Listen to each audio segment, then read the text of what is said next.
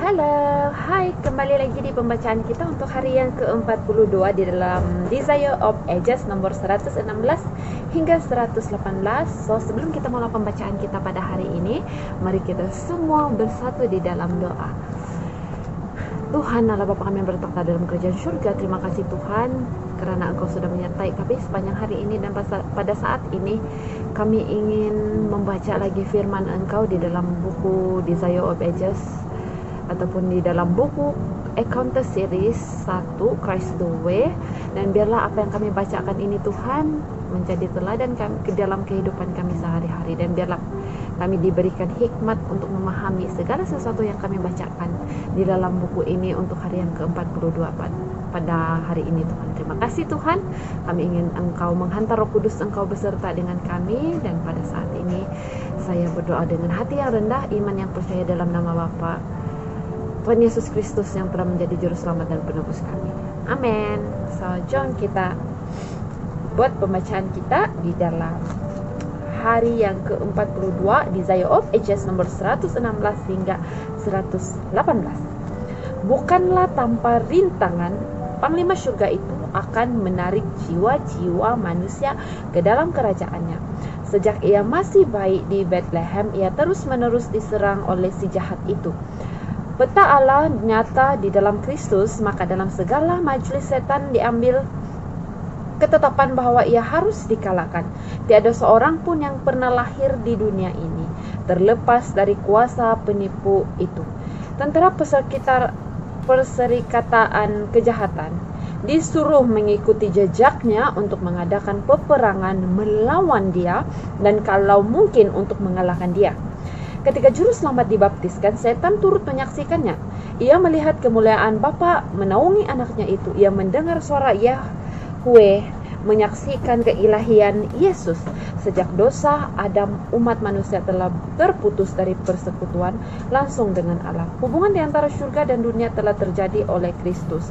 Akan tetapi kini karena Yesus sudah datang dalam daging yang serupa dengan daging yang dikuasai dosa, karena dosa, Roma 8 ayat 3. Bapa sendiri bersabda, dahulu ia telah berhubung dengan manusia dengan perantaraan Kristus. Kini ia berhubungan dengan manusia di dalam Kristus.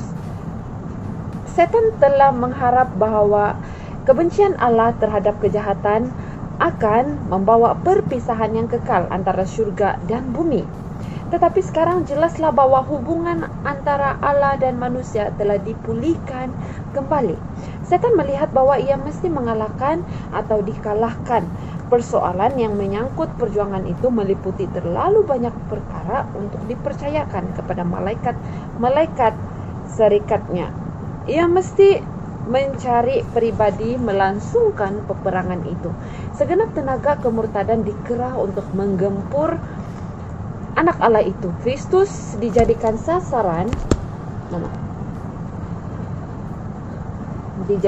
Kristus dijadikan sasaran setiap senjata neraka. Banyak orang yang memandang perjuangan antara Kristus dan setan ini sebagai suatu yang tidak mengandung hubungan istimewa dengan kehidupan mereka, dan bagi mereka hal itu kurang penting. Tetapi di dalam hati setiap manusia, peperangan ini diulangi. Tidak pernah seorang meninggalkan barisan kejahatan dan masuk ke dalam pekerjaan Allah tanpa menemui serangan setan. Segala pencobaan yang dilawan Kristus itulah juga yang kita rasa begitu sukar untuk melawannya. Pencobaan itu dikerahkan kepadanya dan derajat yang sama kuatnya, sebagaimana keadaan tabiatnya jauh lebih tinggi daripada kepribadian kita. Dengan beratnya dosa yang dahsyat yang menekan dia, Kristus melalui ujian terhadap selera, terhadap kecintaan kepada dunia ini, dan terhadap kecintaan kepada pertunjukan yang menuntun kepada sifat takbur.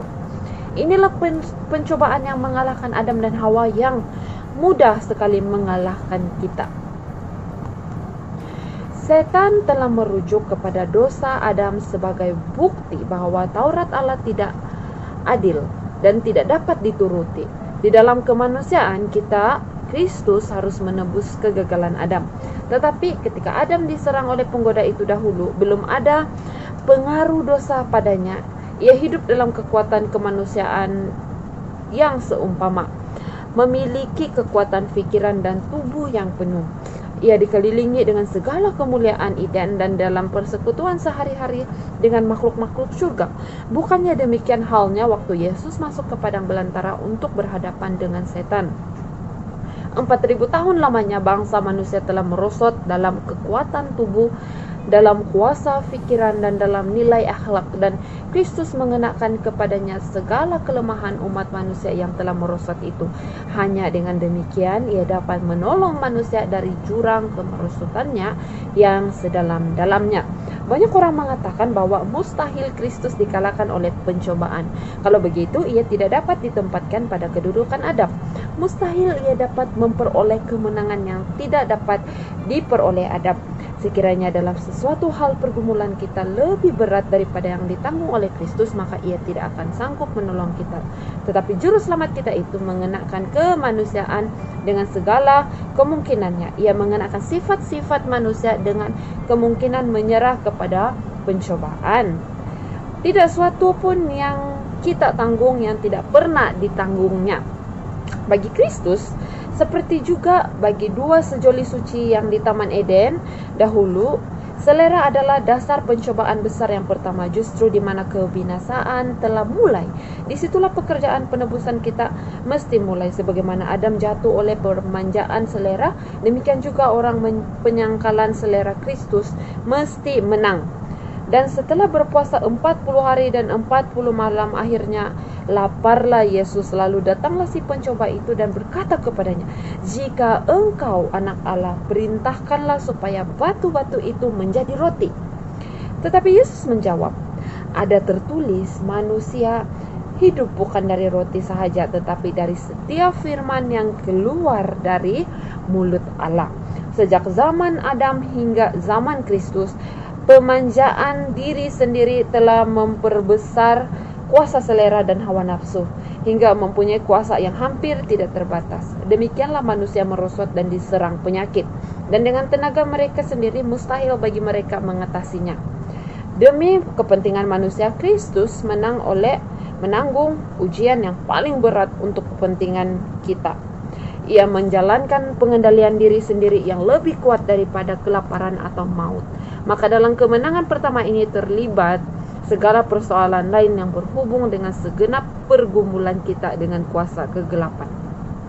Ketika Yesus masuk ke padang belantara, ia diliputi dengan kemuliaan Bapa. Kerana persekutuannya dengan Allah, ia diangkat di atas kelemahan manusia. Akan tetapi kemuliaan itu lenyap, lalu ia ditinggalkan bertempur dengan pencobaan. Pencobaan itu mendesak dia setiap saat. Sifat-sifat kemanusiaannya itu gentar terhadap peperangan yang sedang menantikan dia. 40 hari lamanya ia berpuasa dan berdoa, kerana sudah lemah dan kurus akibat lapar, letih lesuh dan sengsara dengan penderitaan fikiran, sehingga begitu buruk rupanya, bukan seperti manusia lagi. Yesaya 52 ayat 14. Sekaranglah kesempatan setan. Sekarang ia menyangka dapat mengalahkan Kristus. Kepada juru selamat datanglah satu oknum yang menyeru seperti seorang malaikat dari surga, seolah-olah hendak menjawab doanya. Ia mengaku mendapat tugas dari Allah untuk mengatakan bahwa puasa Kristus itu sudah berakhir, sebagaimana Allah telah mengutus seorang malaikat untuk mencegah tangan Abraham dari mempersembahkan Ishak. Demikian juga kerana merasa puas dengan kerelaan Kristus untuk menempuh jalan yang berlumuran darah, Bapa telah mengutus seorang malaikat untuk melepaskan dia. Inilah kabar yang dibawa kepada Yesus. Juru selamat sudah sangat lemah kerana laparnya. Ia ingin sekali mendapat makanan ketika setan itu datang kepadanya dan dengan tiba-tiba, sambil menunjuk kepada batu-batu yang bertebaran di padang belantara itu dan yang tampaknya seperti roti, penggoda itu berkata, "Jikalau engkau anak Allah, perintahkanlah supaya batu-batu itu menjadi roti." Walaupun ia nampak seperti seorang malaikat terang, ucapan yang pertama ini mengkhianati pribadinya. Jikalau engkau anak Allah, Disinilah sindiran yang mengandung rasa tidak percaya. Sekiranya Yesus melakukan apa yang dianjurkan setan, sudah pasti hal itu berarti penerimaan akan kebimbangan itu. Penggoda itu merencanakan untuk mengalahkan Kristus dengan menggunakan cara yang berhasil. Seperti kita, ia menggoda bangsa manusia pada mula pertama. Betapa liciknya setan telah mendekati Hawa di Taman Eden. Tentulah Allah berfirman, semua pohon dalam taman ini jangan kamu makan buahnya, bukan? Kejadian 3 ayat 1. Sampai di situ ucapan penggoda itu benar adanya. Tetapi dalam cara berbicara itu kepada mereka terselip sesuatu penghinaan yang disamarkan terhadap sabda Allah. Dalamnya terkandung suatu peniadaan yang licik atau satu kebimbangan tentang kebenaran ilahi. Setan berusaha hendak menanamkan ke dalam pikiran Hawa pendapat Allah tidak akan bertindak seperti yang telah dikatakannya, bahwa penahanan buah seindah itu adalah bertentangan dengan kecintaan dan kasih sayang bagi manusia. Jadi sekarang pun penggoda itu berusaha mengilhami Kristus dengan perasaannya sendiri, jikalau engkau anak Allah.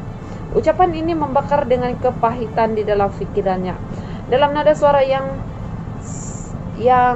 suaranya ada sesuatu pernyataan tidak percaya yang amat sangat, sampai hatikah Allah memperlakukan putranya sendiri demikian? Sampai hatikah ia meninggalkan dia di padang belantara dengan binatang buas, tanpa makanan, tanpa kawan, tanpa kesenangan? Ia menyindir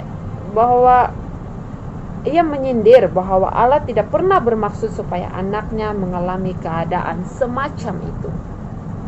Jikalau engkau anak Allah, tunjukkanlah kuasamu oleh menolong dirimu sendiri dari kelaparan yang amat sangat ini. Perintahkanlah supaya batu ini menjadi roti. So, sampai di sini saja pembacaan kita pada hari ini. Kita akan sambung pembacaan kita esok, yaitu pada hari yang ke-43. So, thank you everyone sebab sudah bersama saya sampai ke penghujung, di mana pembacaan kita pada hari ini agak menarik, sangat menarik, di mana Yesus sendiri mengatakan bahwa Yesus sudah merasai segala sesuatu pencobaan yang pernah dirasai oleh manusia.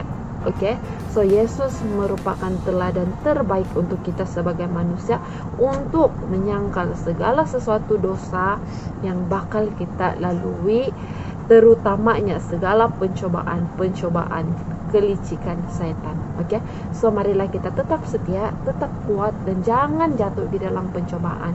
So oleh itu kita harus sentiasa menguatkan iman kita, menguatkan ilmu kerohanian kita di dalam diri masing-masing setiap hari, supaya kita tetap teguh, kita tetap bersedia jika berhadapan dengan segala sesuatu pencobaan yang bakal datang di kemudian hari. So sampai di sini saja kita punya pelajaran ataupun pembacaan yang begitu indah.